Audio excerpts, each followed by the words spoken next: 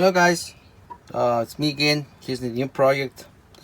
I'm trying to install a subwoofer here in the middle of the bed, which this piece of wood, this piece of plywood might not be good enough because it's got a lot of cutouts and stuff. So I'm gonna put this PVC sheet just to cover from front.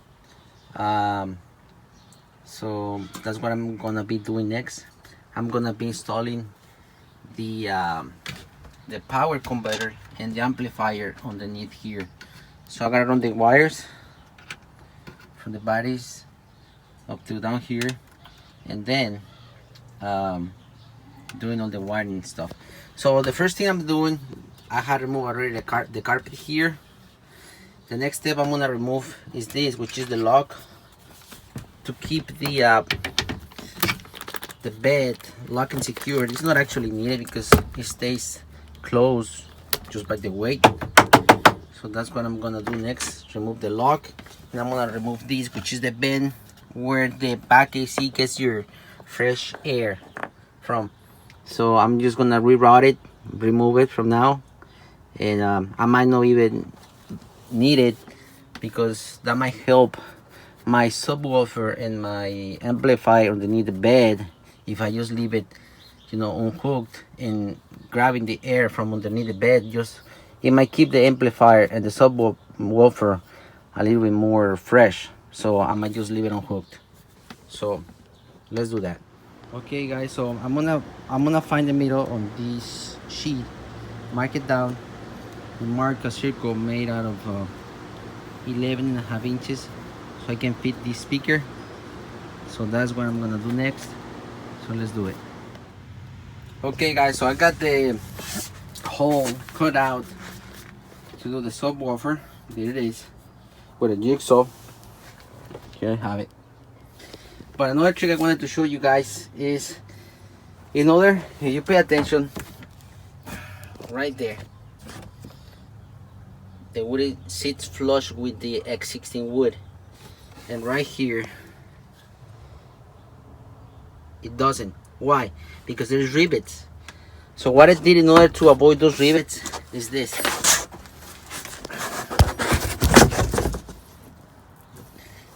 I just found, I believe it's an inch 5/8 drill bit they sell at Home Depot, and I drill in there.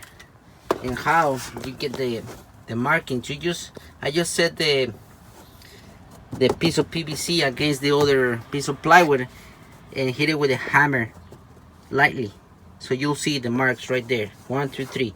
These ones I have not done. That's the reason why it's not sitting properly. This one was from the existing lock, so I'm gonna avoid that one. So I'm missing this one, and this one. But once you do that, it will sit properly. Okay guys, so this is the cable I'm using. It's 4 gauge high performance power cable. It's supposed to be for amplifiers, so it should be good. I'm gonna cut it in half, and I wrap one in black electrical tape so I know it's the ground. And another thing, I'm gonna try to pass it through this hose, which is like 3/4. I'm gonna pass it through there. I'm gonna make a hole through the floor of the truck, put this hose, and then run the cable through. So here it is guys, my subwoofer. It's a 12-inch. So here is the finished product guys. I run the two wires from the batteries to the amplifier. As a matter of fact, actually I run it through these splitters, I will call them. I don't know exactly the name of them. The reason why I use these is because I want to run power from here to the power converter right there that I have to unhook in order to do the floor. So I use these to split it, so that way I don't have to run two cables, one for the amp and one for the power converter. And from here, so I run it, you know, to get it all to the all the way to the amp. The red one right here is the remote, and the blue one's obviously to the subwoofer. This is the cutout.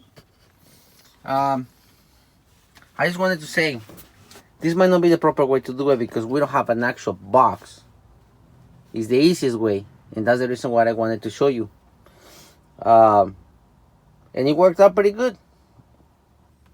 The actual bed, the entire bed actually works as subwoofer, and it sounds pretty good. This is the subwoofer I used. I just had all this stuff. I had it laying around. I've had it in another vehicle before. And the remote, instead of hooking the remote to the stereo, I just put it here. So that way you can cut the power on the amp whenever you want. If you get tired of too many bass, you just have to hook up to put power on that on the remote. That's what it does. The radio sends power signal to the amp, and then it turns on. So you just do that. So you just do it, you know, your way. You just send the power whenever you want. So that's it, guys. I'm gonna post a short video, so you can actually see how it actually sounds.